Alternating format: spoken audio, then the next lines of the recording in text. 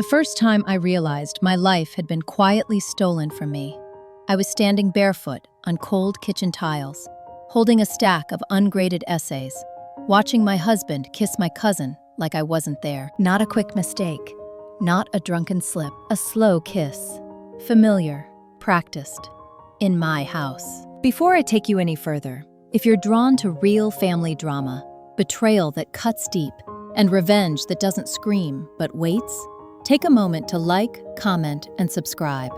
Tell me where you're listening from. Stories like this don't end the way people expect, and this one only gets harder before it gets honest. Now let me tell you who I was before that night. My name is Emily Carter. I was 32 years old then. I was a public high school English teacher in Cedar Ridge, Ohio, teaching juniors how to write arguments they believed in, while slowly forgetting how to argue for myself. I taught 5 classes a day, 147 students. I graded papers until midnight. I ran the debate club without extra pay. I spent my own money on books because the district budget was frozen again. At home, none of that mattered. To my parents, Thomas and Ruth Carter, I was just a teacher.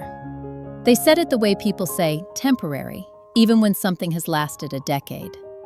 My younger brother, Daniel Carter, worked in real estate with my father. He was the future. I was the fallback. And then there was my husband, Michael Carter. Yes, we shared a last name. He liked that. He said it made us look united, solid, traditional. Michael worked in sales for a regional construction supplier. He wore confidence like a uniform.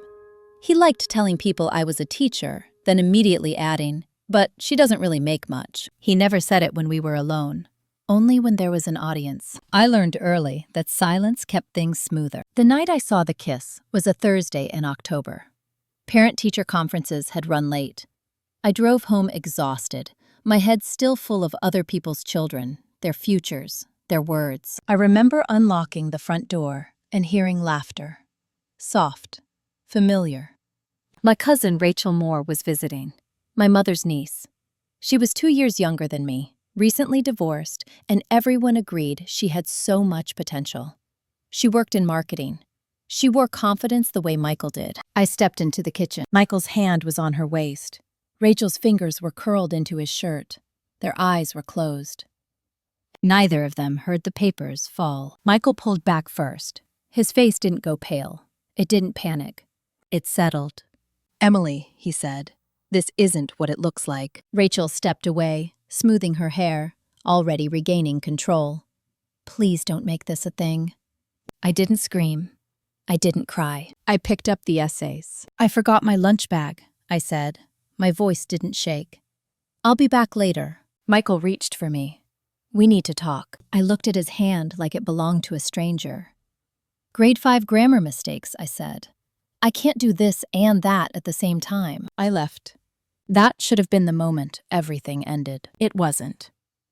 Because betrayal rarely arrives alone. It brings witnesses. It brings silence.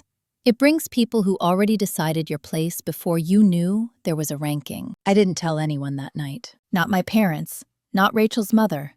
Not even my best friend, Lauren Price, who taught math down the hall from me and knew my coffee order by heart. I went back the next morning, like nothing had happened. Michael acted normal.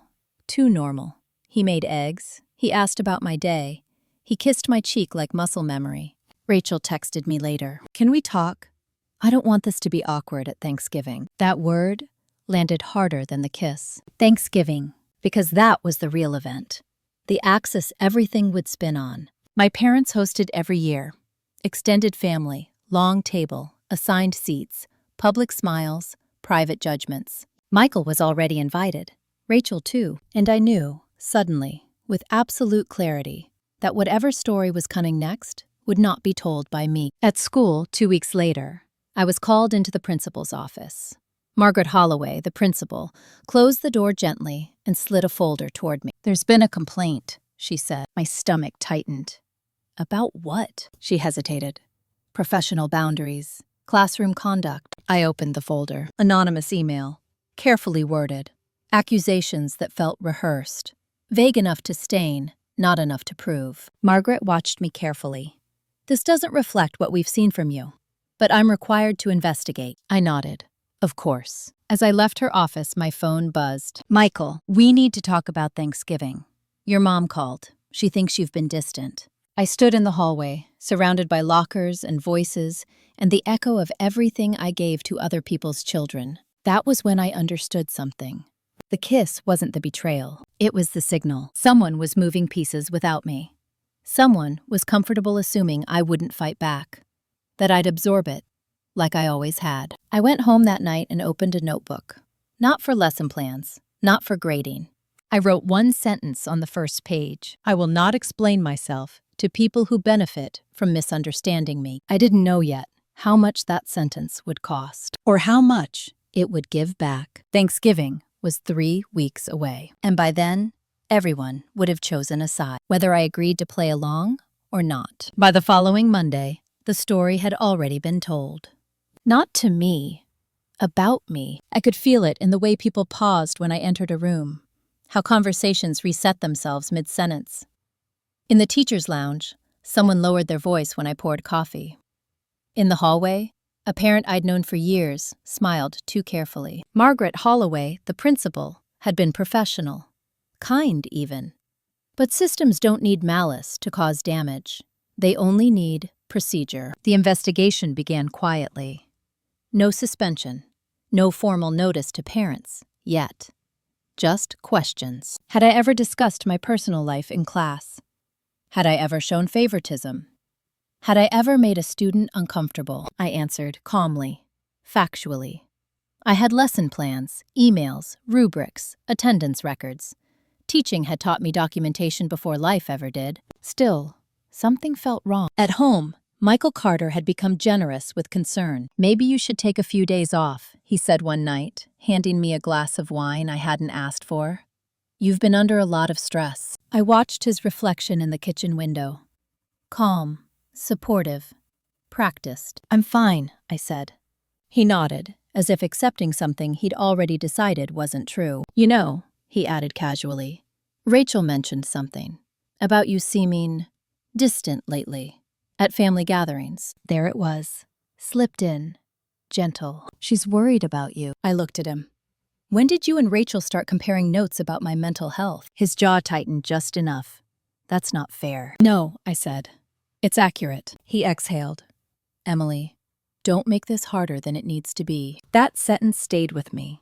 Not because it was cruel, because it assumed ownership. That weekend, I drove to my parents' house for Sunday dinner. I hadn't planned to. My mother, Ruth Carter, had texted 3 times. Your father misses you. We should talk. You've been sensitive lately. Sensitive. That word again. The house smelled the same as it always had. Roast chicken, lemon cleaner. Familiarity designed to disarm. My father, Thomas Carter, sat at the head of the table. My brother, Daniel Carter, leaned back in his chair, scrolling on his phone, already bored. Rachel Moore was there too. She wore a soft sweater, neutral makeup, the kind of outfit you choose when you want to look harmless. She smiled when she saw me. Emily, Rachel. We sat.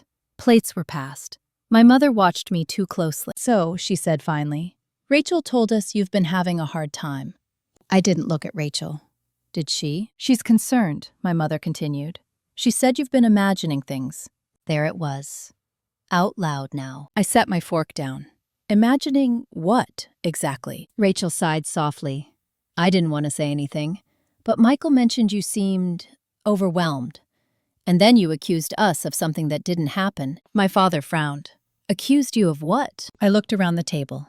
4 faces, waiting. I saw Michael kissing Rachel in my kitchen, I said. The silence was immediate. Then Daniel laughed. Not loud, just surprised. That doesn't sound like Michael, he said. My mother shook her head. Emily, honey, Rachel just went through a divorce. She needs support, not this. Rachel's eyes filled. I would never do that to you. Michael, seated beside me, reached for my hand. I pulled it away. I'm not asking you to believe me, I said. I'm telling you what I saw. My father leaned back. Why would Rachel lie? I opened my mouth. Closed it, because she didn't have to. My mother sighed. You've always had a tendency to dramatize when you're stressed. I looked at her. When have I ever done that? She waved her hand. You know, college. That phase where you thought everyone was against you? I remembered that phase. It was called asking not to be talked over. Daniel stood up. Can we not do this at dinner? Rachel wiped her eyes. I don't want to come between you and your family. Michael put his arm around her shoulders. None of this is your fault. Something shifted in me then. Quiet. Final. I stood. I didn't come here to convince anyone, I said. I came to see if anyone would ask me a question before choosing a story. No one did. As I reached the door, my father said, Emily, sit down. I turned. No. Outside, the air was sharp, honest. I sat in my car for a long time before starting it. That night, Lauren Price came over with takeout, and no questions. She listened while I talked. She didn't interrupt. When I finished, she said one thing. They're already protecting themselves. The next morning, the investigation escalated. A formal letter. Temporary reassignment. I would be moved out of the classroom until things were resolved. Paid leave. But leave all the same. Margaret Holloway looked uncomfortable as she handed me the envelope. I'm sorry, she said. This isn't personal. I know, I replied. It's strategic. At home, Michael was waiting. They called me, he said. The school. I nodded. Of course they did. They asked about your behavior, he continued. I told them you've been under emotional strain. I stared at him. You testified against me. I helped them understand context, he said. Emily, you need help. I walked past him into the bedroom and locked the door. That afternoon, Rachel posted a photo on social media. Family dinner, warm lighting. Caption, grateful for support during hard times. My phone buzzed nonstop. Messages from relatives. Concerned, confused, carefully worded. No one asked what I wanted. On Thursday, my mother called. We think it would be best if you didn't come to Thanksgiving this year, she said gently. Just until things settle. I closed my eyes. Excluded. Officially. I agree, I said. I won't come. She sounded relieved. After the call, I sat on the edge of the bed and finally understood the shape of what was happening. They weren't just doubting me. They were replacing me. By the time Thanksgiving arrived, there would be a new version of events.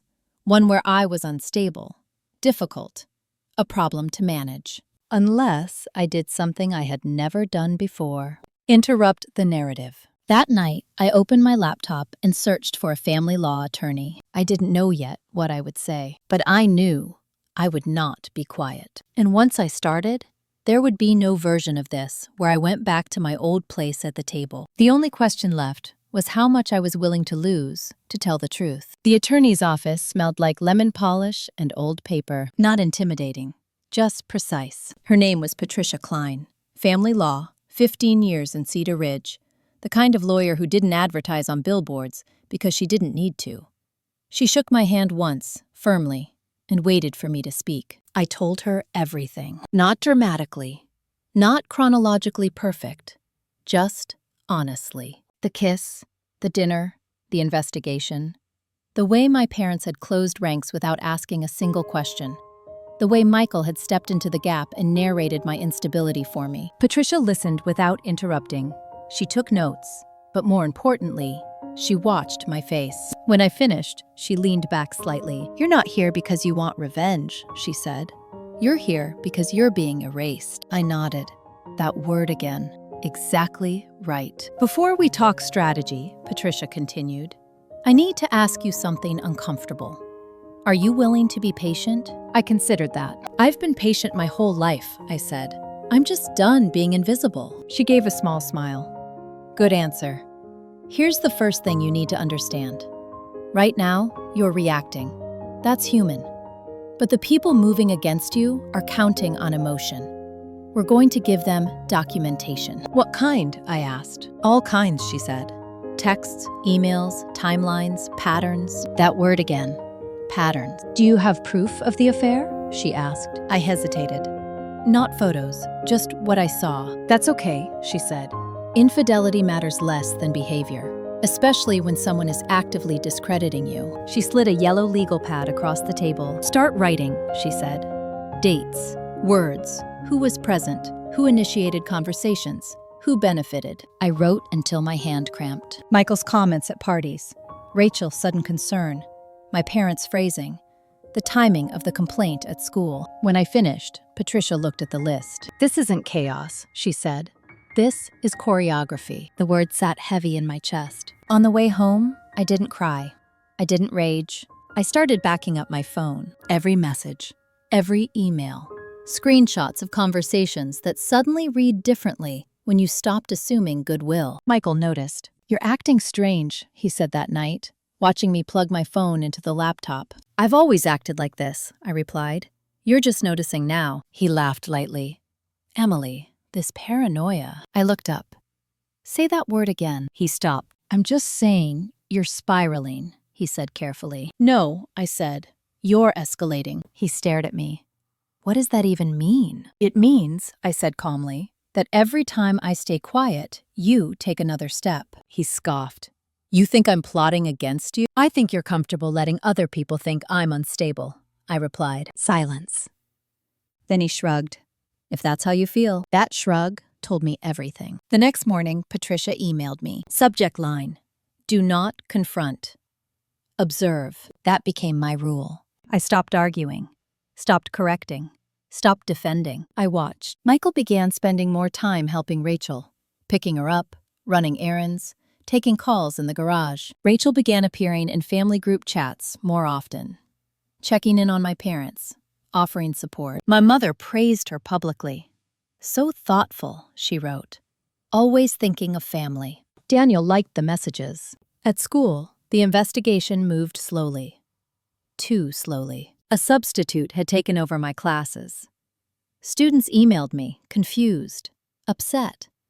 One wrote, "Please come back. You're the only teacher who actually listens." I forwarded that email to Patricia. She replied with one line: "Save everything." One afternoon, Lauren Price came over with coffee and sat on my floor. "They're telling people you had a breakdown," she said. I didn't react. "At church," she added.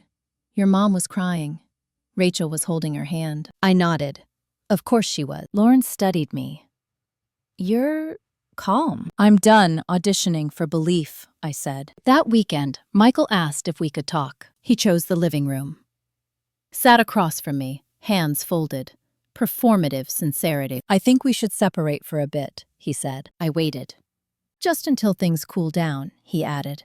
"For your mental health." There it was again. That phrase. "Where would you go?" I asked. He hesitated. Rachel offered her guest room. I nodded slowly. "That's generous," I said. He looked relieved. "You understand." "I do," I said, very clearly. He left that night with a suitcase and a hug he tried to make tender. I didn't hug him back. The moment the door closed, I sat on the floor and breathed until my hands stopped shaking. Then I did something I'd never done before. I opened a new email. Recipient: Margaret Holloway. Subject: clarification and documentation. I attached my lesson plans, student evaluations, emails from parents praising my professionalism. I did not mention Michael. I did not mention Rachel. I wrote one sentence: "I am prepared to cooperate fully. I am also documenting all communications related to this investigation." Margaret replied an hour later, "Thank you for your professionalism. We will be in touch." The next email I sent was harder. To my parents. I did not accuse. I did not plead. I wrote, "I'm taking space, not to punish anyone, but to protect myself. Please don't contact me unless it's urgent." My mother replied immediately, "This is unnecessary. We're worried about you." I didn't respond. 2 days later, Patricia called. "Michael just retained counsel," she said. My chest tightened. "For what?" "Preemptive," she said. "He's preparing a narrative." I closed my eyes. "What kind?" I asked. "The kind where you're unstable," she said, "and he's concerned." I laughed softly. "Of course he is." Patricia's voice hardened. "This is where it shifts." "How?" I asked. "Because now," she said, "he's made it legal." I sat up straighter. "And that," she continued, "means we stop reacting and start moving." "What's the first move?" I asked. She paused. "We request school records," she said, "and we subpoena phone logs."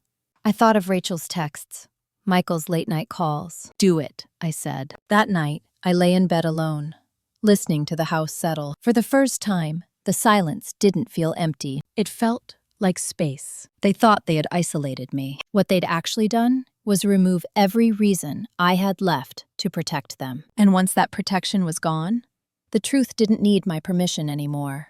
It was already walking toward the light. The first Thanksgiving of my life that I didn't attend arrived quietly. No phone call that morning, no last-minute guilt, no reminder that family should be together no matter what. That absence was deliberate. I knew because Lauren Price sent me a photo around noon, not by accident, as evidence. The long table at my parents' house, the same white tablecloth, the same china my mother only used for holidays.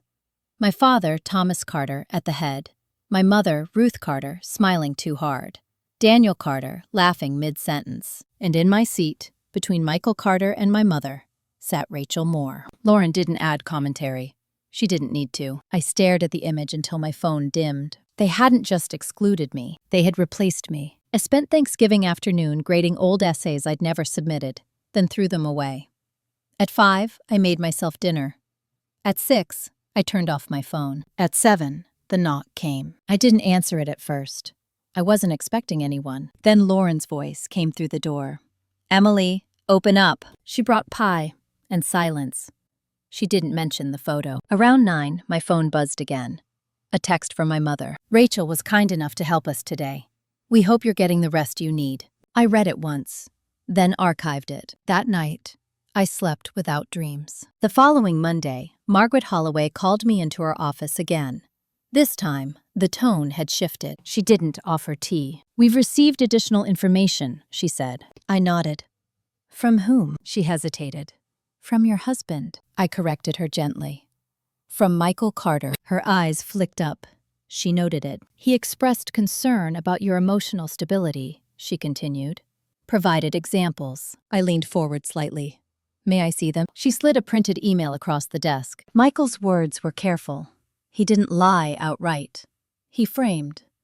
"Emily has been under immense stress.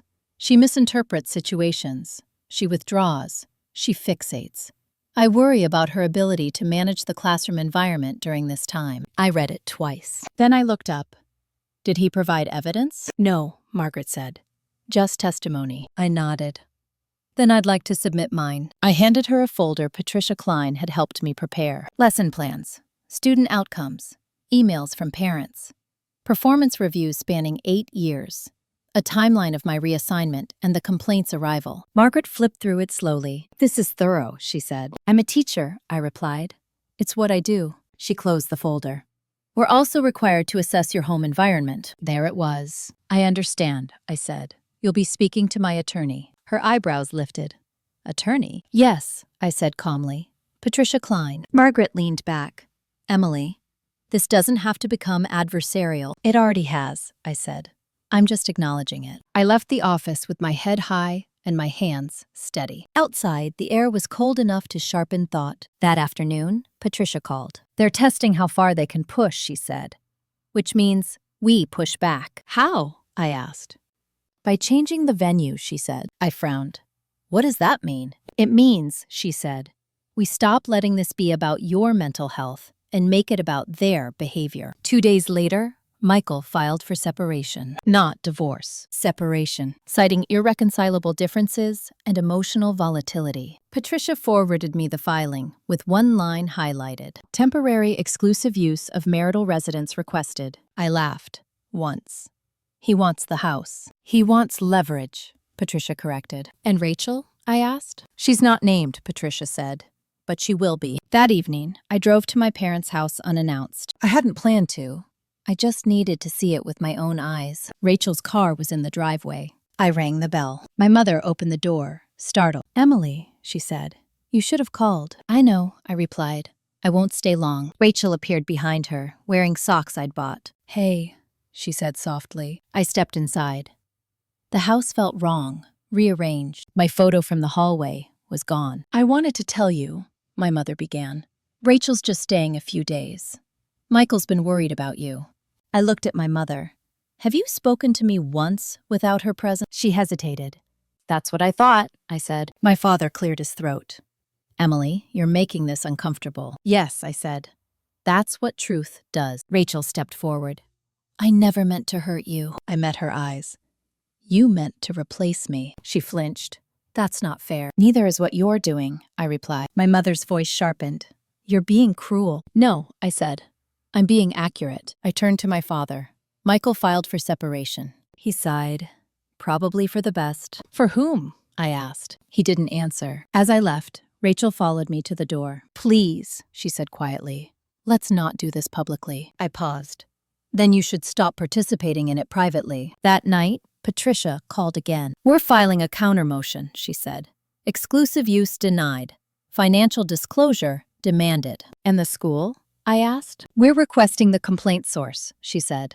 Formally. I closed my eyes. Do it. The next morning, Margaret Holloway emailed me. Subject: Update on investigation. The complaint had originated from a parent email forwarded by Rachel Moore. Rachel Moore did not have a child in my class. She had volunteered at school once, 2 years earlier. I forwarded the email to Patricia without comment. Her reply came seconds later. This is it. What? I typed. This is where the narrative breaks, she said. Because now it's not concern. It's coordination. I sat on my couch and let that sink in. They hadn't just doubted me. They had organized against me, and they had underestimated one thing. I was done protecting the version of them that didn't exist. From that moment on, every step I took was intentional. Every word documented. Every silence chosen. They thought Thanksgiving had ended me. What it actually did was free me from pretending I belonged in a room that never planned to make space for me. And the next move would not be quiet. It would be precise. And once it landed, there would be no seat left for anyone pretending this was all a misunderstanding. The confirmation email from the school district arrived at 6:12 a.m. I was already awake. When you've lived too long inside other people's stories, sleep becomes optional the moment the truth starts aligning. The subject line was neutral. Procedural. Formal notice of complaint. Source disclosure. I opened it slowly. The complaint that triggered my reassignment had been submitted by a parent, or rather, forwarded by one. The original draft belonged to Rachel Moore, written from her personal email, edited twice, then passed to a parent whose child had never been in my class. Rachel hadn't just suggested concern, she'd authored it. I didn't feel shocked. Shock requires surprise. What I felt was clarity. I forwarded the email to Patricia Klein and then printed it. Not because I needed a hard copy, but because I wanted to see it exist outside my screen. Proof has weight when you can hold it. Patricia called within minutes. This isn't circumstantial anymore, she said. This is coordination, interference, and defamation. What happens now? I asked. Now, she said, we stop defending you and start questioning them. That same morning, Michael Carter requested a meeting. Not through his attorney, through text. We should talk like adults. This has gone too far. I stared at the message, then replied with one sentence. Please contact my attorney. He didn't respond. At 10, Patricia forwarded a draft motion. It was clean, focused, unemotional. Request for expedited discovery. Subpoena for communications between Michael Carter and Rachel Moore. Motion to include third-party interference in the separation proceedings. I signed everything without hesitation. By noon, my mother called. Her voice was tight, controlled. We've heard some troubling things, Ruth Carter said. Rachel is very upset. I imagine she is, I replied. You need to stop this, my father, Thomas Carter, cut in from the background. This is tearing the family apart. I closed my eyes briefly. No, I said. It's exposing it. This is embarrassing, my mother said. People are asking questions. They should, I replied. Rachel's voice joined the call. Emily, please, I never wanted it to go this far. I didn't raise my voice. You wrote the complaint. Silence. That wasn't your place, I continued, and you knew exactly what it would do. I was trying to protect Michael, she said. I nodded, though she couldn't see it. That's what everyone keeps saying, my father sighed.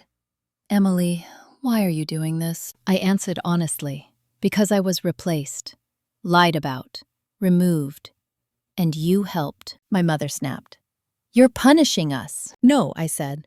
I'm documenting you. The call ended shortly after. That afternoon, Patricia emailed again. I smiled faintly. They always do when the paper trail stops favoring them. I didn't respond immediately. Instead, I drove to the school. Margaret Holloway met me at the door of her office, looking more tired than I'd ever seen her. "I owe you an apology," she said. She nodded. "We're reopening the investigation. Fully. Rachel Moore is barred from campus." "Thank you," I said. "And," she added quietly, "your students have been asking for you." That mattered more than I expected. Michael's handwriting. Inside was a copy of his mediation proposal. Generous on the surface, cooperative language, an offer to move forward amicably. What it didn't include was accountability. No mention of the complaint, no acknowledgement of Rachel's role, no correction of the narrative. Just a quiet reset that left me carrying the stain. I called Patricia. "He wants silence," I said. "Of course he does," she replied. "Silence is what kept this working." "What if I don't want to mediate?" I asked. "Then we proceed," she said. Publicly. I sat on the couch, the house quiet around me. For years, I had been told to be reasonable, to keep peace, to avoid making things uncomfortable. But comfort had only ever belonged to them. I opened my laptop and drafted a statement. Not to post. Not yet. Just the facts. My role. My work. The complaint. The source. The investigation status. No adjectives. No accusations. Truth didn't need decoration. I saved it and closed the file. That night, Lauren Price came over again. She sat cross-legged on the floor and looked at me for a long moment. "You're not backing down," she said. "No," I replied. "Good," she said. "Because they never thought you'd stand." I thought about that. About how many times I've been underestimated because I was quiet. Because I was steady. Because I taught instead of sold or managed or demanded. They had mistaken calm for weakness. They had mistaken patience for permission. The next morning, Patricia called, with a new tone in her voice. "Rachel retained counsel," she said. I smiled. "That means she's scared," I said. "Yes," Patricia replied. "And scared people make mistakes." I looked out the window at the empty street. "Then let her," I said, because the story was no longer about what they'd done to me. It was about what they would do next. And whether they would finally realize there was no version of this where I went back to being quiet. The next chapter wouldn't be about defense. It would be about exposure. And once that door opened, no one would be able to pretend they hadn't seen inside. Mediation was scheduled for a Wednesday morning in early December. Neutral location. Neutral mediator. Neutral furniture designed to make everyone feel reasonable. Nothing about it was neutral. Michael Carter arrived first. He wore the sweater I'd bought him for our anniversary 3 years earlier. The one he said made him look trustworthy. Rachel Moore came separately. Not with Michael. Not alone either. She arrived with her attorney, a woman named Stephanie Lewis, who shook my hand too firmly and smiled too much. My parents were there as support. They weren't named parties. Just witnesses who wanted to be seen. Patricia Klein arrived last with me. She didn't smile. She nodded once and took her seat. The mediator, James Whitaker, introduced himself and explained the rules. Confidentiality. No interruptions. Good faith. I listened. Quietly. Michael spoke first. He talked about concern, about love, about how hard it was to watch someone you care about struggle. He never said my name. When he finished, James Whitaker turned to me. "Emily," I spoke slowly. "I was removed from my classroom based on a complaint written by Rachel Moore and submitted through a third party," I said. "That complaint has since been traced and acknowledged by the district." Rachel shifted. "I was publicly replaced at my family's Thanksgiving table," I continued. "My husband moved out and cited my mental health while maintaining a relationship with my cousin. And my parents participated in a narrative that framed me as unstable without asking me a single question." Michael leaned forward. "That's not fair." Patricia's voice was calm. "We'll let the documents speak." She slid copies across the table. Emails, timelines, the complaint draft. School correspondence confirming Rachel's involvement. The room changed. Rachel's attorney frowned. This was meant to express concern. "Concern doesn't involve impersonating a parent," Patricia replied. James Whitaker cleared his throat. "Ms. Moore, would you like to respond?" Rachel's voice trembled just enough. I was trying to help. "Whom?" I asked. She looked at Michael. That was answer enough. My mother spoke up then. "Emily has always been sensitive." James raised a hand. "Ma'am, you're not a party to this." She bristled. "I'm her mother." "Yes," he said. "And this isn't about motherhood." Silence settled. Michael's attorney tried to pivot. "Our client is willing to offer generous terms. Financial support, a clean separation." Patricia leaned in. "On what condition?" Michael hesitated. "Non-disclosure," Patricia said, "and no correction of the public record." James Whitaker looked at me. "Emily?" I met his eyes. "No." Michael exhaled sharply. "Why are you doing this?" I answered honestly. "Because I'm done being managed," Rachel's attorney whispered to her. Rachel shook her head. James sighed. "Then we don't have an agreement." Patricia nodded. "Then we proceed." As we stood, Rachel spoke quickly. "Emily, please. We're family." I looked at her. "Family doesn't write complaints to remove you from your life." Outside, the air felt sharper. My phone buzzed before I reached my car. A message from Margaret Holloway. "The district has concluded the investigation. You are cleared. We'd like to discuss reinstatement." I closed my eyes. Michael saw my expression. "What?" he asked. I turned to him. "I'm going back to my classroom." Rachel's face fell. That afternoon, I posted nothing. I celebrated nothing. I went to the school and sat in an empty classroom. Desks still arranged the way I'd left them. My name still written faintly on the board. I erased it. Not because I needed to. Because I could. At home that night, Patricia called again. "Rachel made a mistake," she said. "What kind?" I asked. "She emailed a mutual acquaintance, asking them to delete old messages," Patricia replied. "We already have copies." I smiled. "Good," I said, "because I'm done proving I'm sane." The next move wouldn't be about convincing anyone. It would be about letting the truth stand where everyone could see it. And once it did, no one would be able to pretend they were confused. They would only be left deciding whether to admit they'd chosen the wrong side. The district scheduled my return carefully. Too carefully. Monday morning, second period. No announcement, no email blast. Just a quiet re-entry, like they were hoping the whole thing would pass as a misunderstanding no one needed to revisit. They underestimated teenagers. By the time I walked down the hallway, word had already spread. Students stood a little straighter. Some smiled. A few clapped softly before catching themselves. I didn't acknowledge it. I unlocked my classroom door and wrote my name on the board again. Emily Carter, English 11. That was enough. After class, Margaret Holloway asked me to stop by her office. "We've received requests," she said, folding her hands. "From parents and from the board." "For what?" I asked. "A statement," she said, clarifying what happened. "There's confusion." I nodded slowly. "About my conduct?" "No," she admitted. "About the process." I considered that. "You want transparency." She hesitated. "We want closure." "There's a difference," I said. She sighed. "The board has scheduled an assembly, faculty and parents. They want to address rumors." "Address," I repeated. "Or correct." Her silence answered me. "I'll speak," I said. Her eyes widened slightly. "Emily, that may not be." "I'll speak," I repeated. "Or I won't come." She nodded.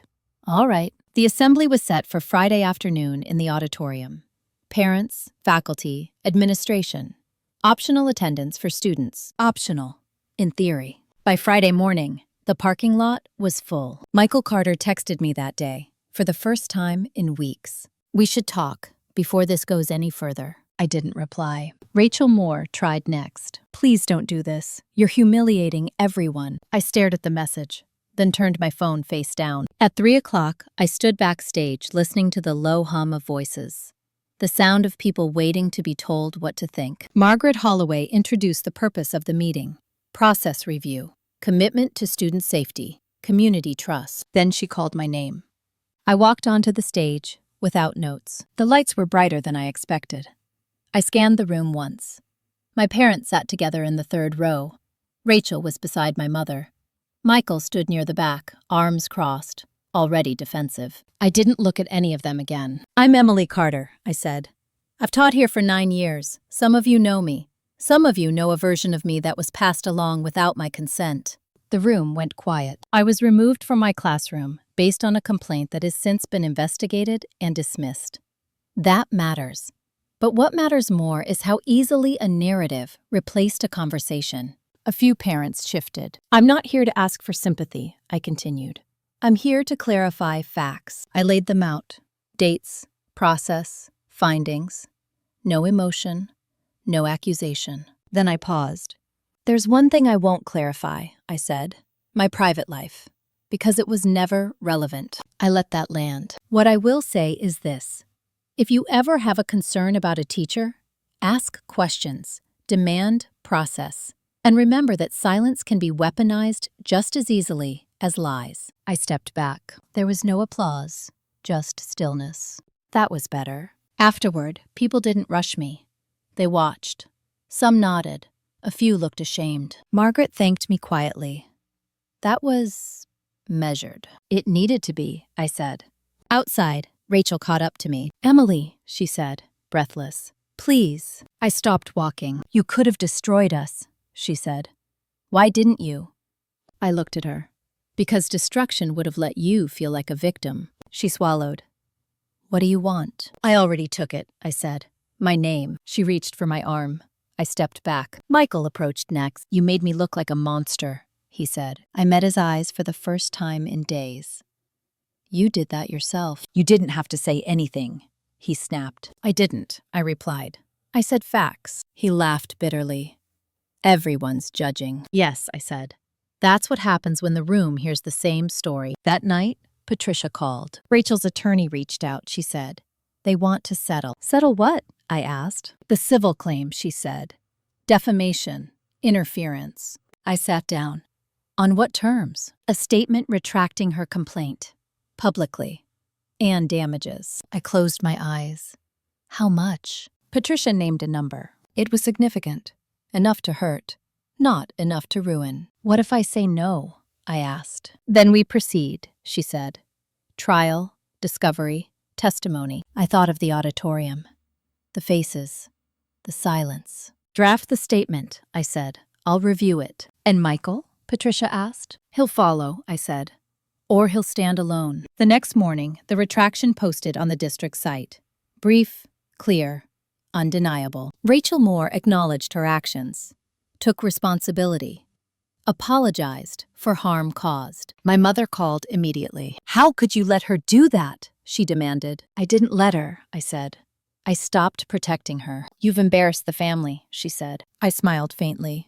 "You embarrassed yourselves." I hung up. By Sunday, Michael's attorney requested amended separation terms.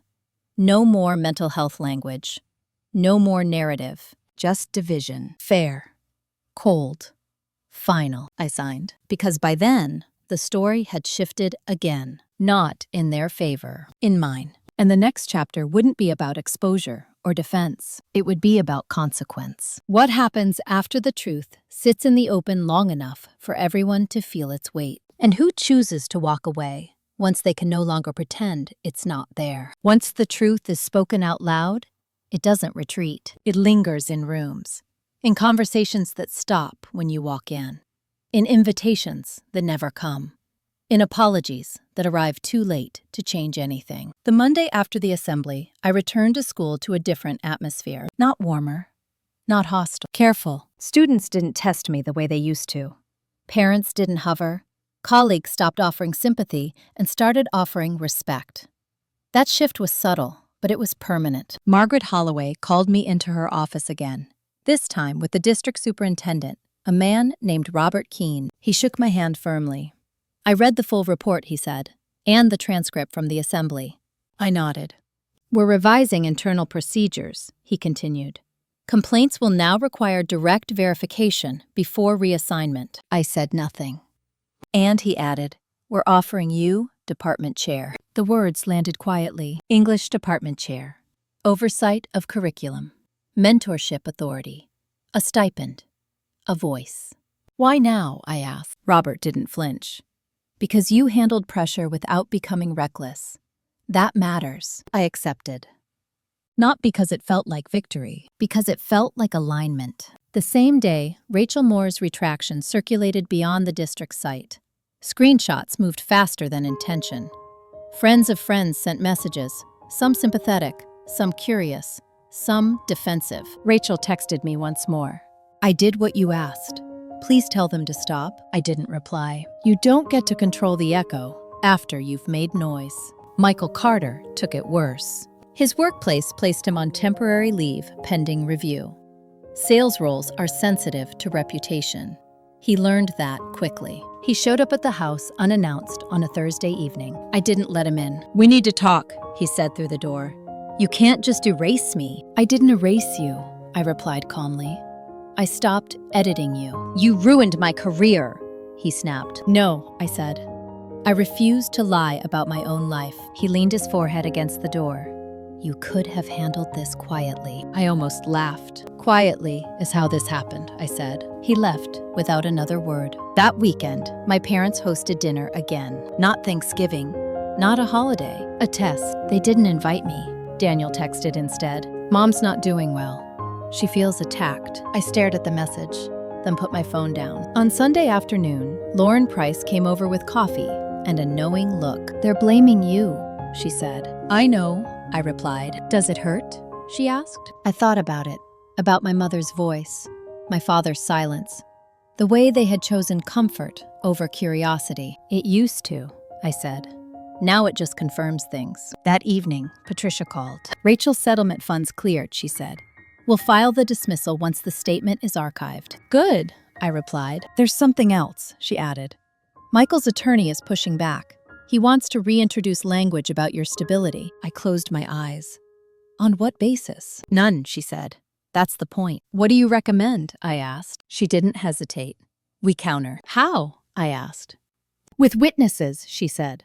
"Not to your breakdown, to your restraint." The next week, depositions resumed. Not dramatic, not explosive. Teachers testified, parents, administrators. They spoke about my consistency, my boundaries, my refusal to overshare, my calm under scrutiny. Michael had nothing to counter with, except repetition. The judge, a woman named Elaine Porter, listened without interruption. When it was over, she looked directly at him. "There is no evidence supporting your claims," she said, "and ample evidence contradicting them." The amended separation terms were signed that afternoon. No commentary, no spin, just division of assets. Clean, fine. As I walked out of the courthouse, my phone buzzed. A message from my mother. "We never meant for this to happen." I stared at it for a long moment. Then I typed one sentence. "Intent doesn't erase impact." I didn't send anything else. By the end of the month, Michael had moved out of state. Rachel stopped posting entirely. My parents stopped calling. And something unexpected happened. I felt lighter.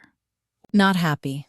Not relieved. Clear. Because when people stop needing you to carry their version of events, you finally have room to stand upright. The next chapter wasn't about rebuilding. It was about deciding what parts of the past I was done carrying forward, and which silences I would never agree to keep again. By January, the noise had faded. That was the part no one warns you about. After the exposure, after the statements and the consequences, there's a stretch of quiet that feels almost suspicious, like the world is waiting to see if you'll apologize for surviving it. I didn't. At school, my new role settled into routine. Meetings, curriculum planning, budget negotiations that revealed just how much I'd been shielding others from administrative pressure for years, without ever being acknowledged for it. When I stopped absorbing everything, other people had to step up. Some resented that, others adjusted. At home, the house felt different. Not lonely, unclaimed. Like a space that had been waiting for me to notice it belonged to me. Michael Carter's things were gone. Not dramatically removed, just collected, boxed, and erased from the rooms, the way he'd erased me from conversations for years. I donated what he didn't pick up. I changed the locks. I stopped checking the driveway out of habit. One evening, I found a photo I'd missed, tucked behind a bookshelf.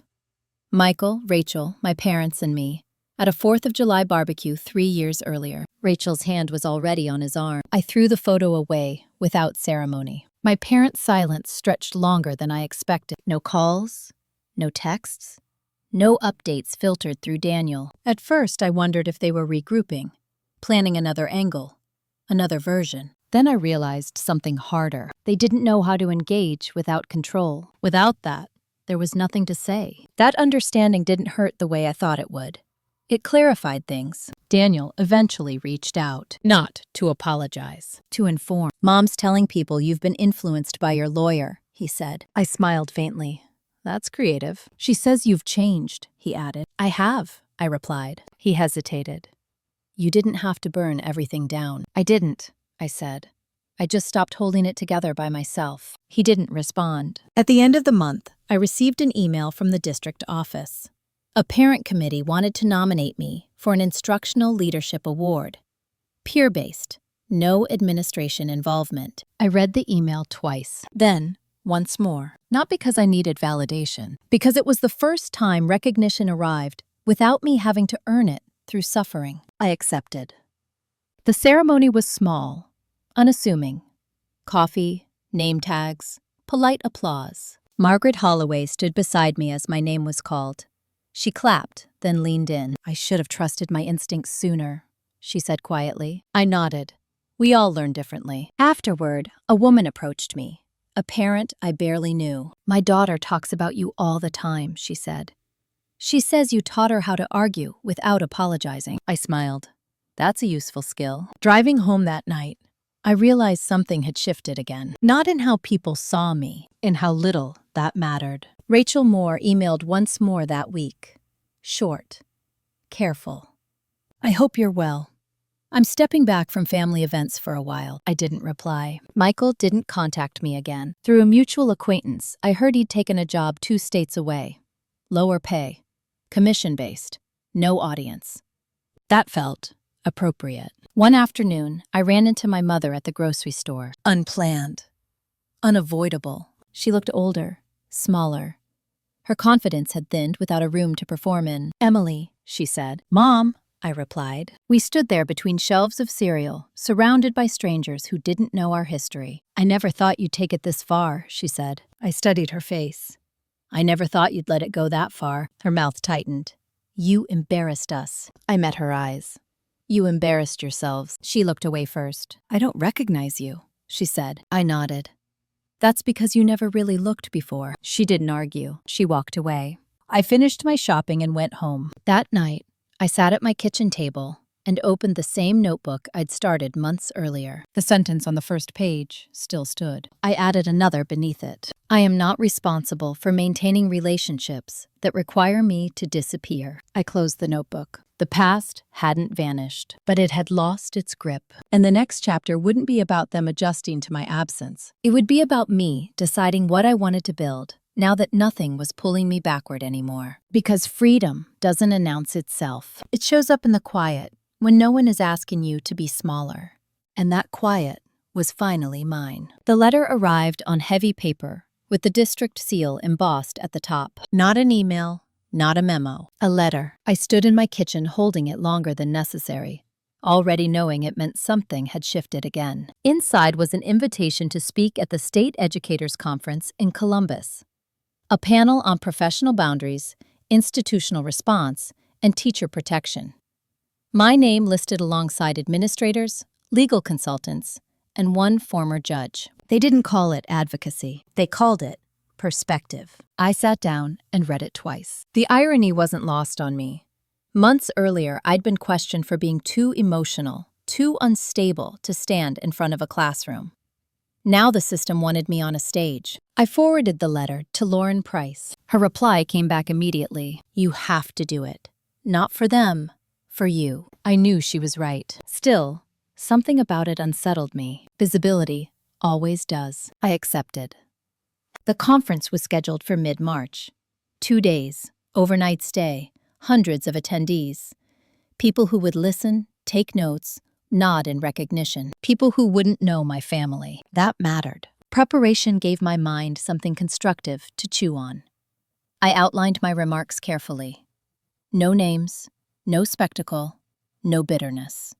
Just process, consequence, and the cost of silence. Meanwhile, my parents resurfaced in small ways. Not directly, never directly. An aunt reached out, asking how I was really doing. A cousin liked one of my photos online after months of nothing. Daniel sent a text, asking if I planned to sell the house. That one made me pause. What house? I replied. Mom's worried you'll cut ties completely, he wrote. She thinks selling would make things final. I stared at the message. They were still trying to negotiate the shape of my distance. I typed back, I'm not making decisions to teach anyone a lesson. I'm making them to live. He didn't respond. The week before the conference, Michael Carter's name appeared in my inbox for the first time in months. Subject line, logistics, no greeting. He wrote about paperwork, about signatures, about a remaining joint account that needed closure. The message was sterile, professional, almost respectful.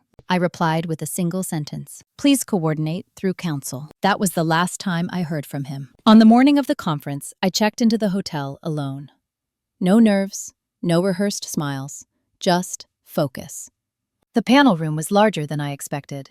Tiered seating, microphones, a low hum of anticipation. When it was my turn to speak, I didn't look for familiar faces. I spoke to the room. I talked about how institutions often confuse calm with consent, about how women in caregiving professions are expected to absorb discomfort without naming it, about how easily concern becomes control when it's never questioned. I didn't mention betrayal. I didn't mention family. I mentioned systems. When I finished, there was applause.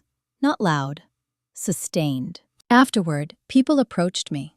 Teachers, administrators.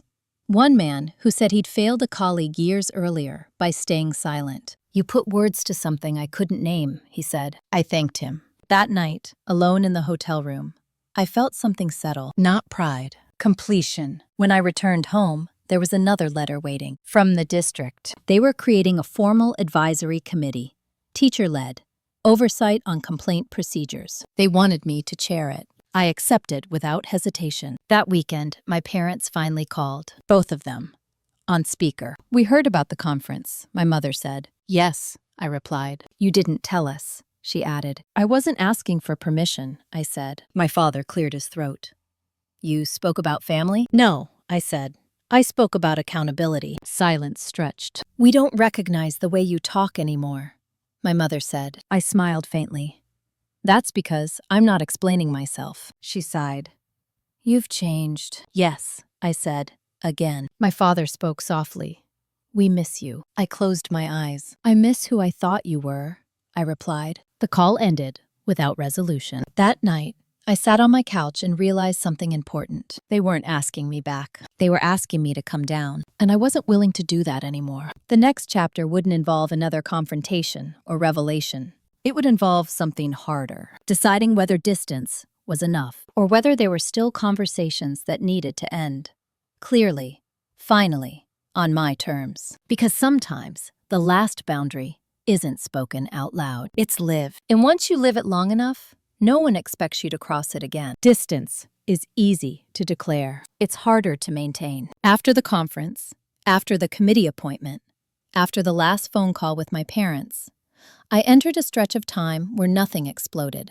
No new accusations, no surprise emails, no confrontations waiting in parking lots, just space. And space has a way of revealing what noise was hiding. I noticed how often my shoulders had been tight without me realizing it. How I used to rehearse explanations in my head before every family interaction, anticipating confusion, dismissal, or correction. Without those conversations looming, my mind grew quieter. Not empty, quieter. At school, the advisory committee met for the first time in early April. 8 teachers, 2 counselors, 1 administrator who mostly listened. I chaired the meeting without fanfare. We talked about process gaps, about power imbalances, about how easily concern becomes a weapon when it's not required to meet evidence. I didn't share my story. Not directly. I didn't need to. The framework spoke for itself. After the meeting, one of the younger teachers, a woman named Hannah Wells, lingered. I almost quit last year, she said softly. A parent complained because I wouldn't change a grade. The administration believed them first. I looked at her. What made you stay? She shrugged. I didn't want them to win. I nodded. That's not a strategy, but it's a start. She smiled. You make it sound survivable. It is, I said. But only if you stop apologizing for existing in the role. That night, I went home and cooked dinner for myself. Real food, not leftovers, not something eaten standing up. Halfway through, my phone buzzed. Unknown number. I didn't answer. A voicemail followed. Emily, it's Aunt Carol. Your mother is having a hard time. She cries a lot. I think you should consider reaching out. Just to keep the peace. I deleted the message without replying. For the first time, that choice didn't feel cruel. It felt clean. A week later, my father emailed. Short. Careful. I've been thinking a lot. I don't agree with everything that happened, but I miss talking to you. Maybe we could meet. Just us. I stared at the screen for a long time. This was different. Not because he'd apologized, because he hadn't defended anyone else. I forwarded the email to Lauren. What would you do? I wrote. She replied an hour later. What do you want? Not what do you owe? I closed my laptop and sat with that. What did I want? I didn't want a reckoning, or a confession, or even understanding. I wanted neutrality. I replied to my father 2 days later. We can meet. 1 hour. Public place. No discussion about Michael or Rachel. If that works for you, let me know. His response came quickly. Yes, thank you. We met at a coffee shop halfway between our houses. Neutral territory. Fluorescent lighting. No memories attached. He looked older than I remembered. Thinner. Less certain. We talked about small things at first. Weather, work, his garden. Then he cleared his throat. I didn't handle things well, he said. I waited.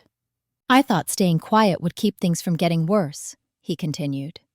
I was wrong. Yes, I said. He nodded slowly. Your mother doesn't see it that way. I know, I replied. She feels abandoned, he said. I met his eyes. I was abandoned. He looked down at his hands. I didn't know how to stand up to her. I believe you, I said. That doesn't change the impact. He nodded again. Acceptance, not defense. We sat in silence for a moment. I'm not asking you to come back, he said.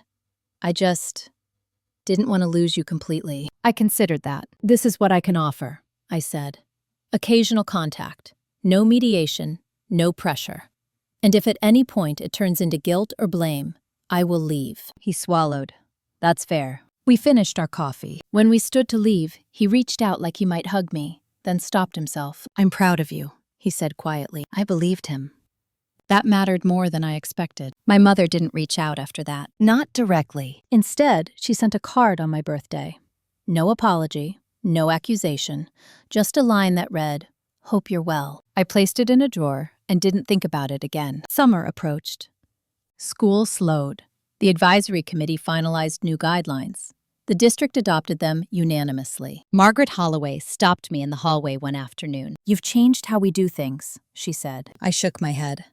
I named what was already broken. She smiled. That's harder. At home, I started packing away items I no longer needed. Old clothes, old papers, old reminders of who I'd been when I was trying to be acceptable. I didn't rush. I let each item pass through my hands once. Memory without obligation. One evening, as I sorted through a box in the closet, I found the notebook again, the one I'd started months earlier. I flipped through the pages. The first sentence still stood. So did the second. I added a third. Peace is not the absence of conflict. It's the absence of self-betrayal. I closed the notebook. There was one final decision left, not about my parents. Not about Michael. About the house, the one place where all the versions of me had lived. The next chapter would begin there, with a choice that wasn't about escape or punishment, but about whether I wanted to keep inhabiting a space shaped by who I used to be, or make room for someone new. And once that decision was made, there would be nothing left unresolved, only forward. I listed the house on a Tuesday. No ceremony, no announcement, just photos, a price, and a quiet decision entered into a system that didn't care about history. That felt right. The realtor, a woman named Sandra Lopez, walked through the rooms with a practiced eye. She commented on light, layout, market timing. She didn't ask why I was selling. She didn't need to. Some things explain themselves by ending. The first offer came within 4 days. Clean, no contingencies. Enough to let me start over without urgency. I accepted it the same afternoon. When I signed the paperwork, I didn't feel loss. I felt release. The house had been the container for too many versions of me. The accommodating wife, the quiet daughter, The teacher who apologized for taking up space. I didn't need to burn it down to leave it behind. I just needed to stop living there. I moved into a smaller place near the river. 1 bedroom, tall windows, morning light that didn't have to fight for entry. I kept very little. Books, a desk, a few plants, the notebook. On the first night there, I slept without waking. At school, the year ended calmly. My students graduated. Some hugged me, some wrote notes I tucked away without rereading right away. The advisory committee published its first annual report. Other districts reached out. Quiet interest, slow change. That was enough. My father and I spoke occasionally. Short calls, neutral ground. No updates about my mother unless I asked. I rarely did.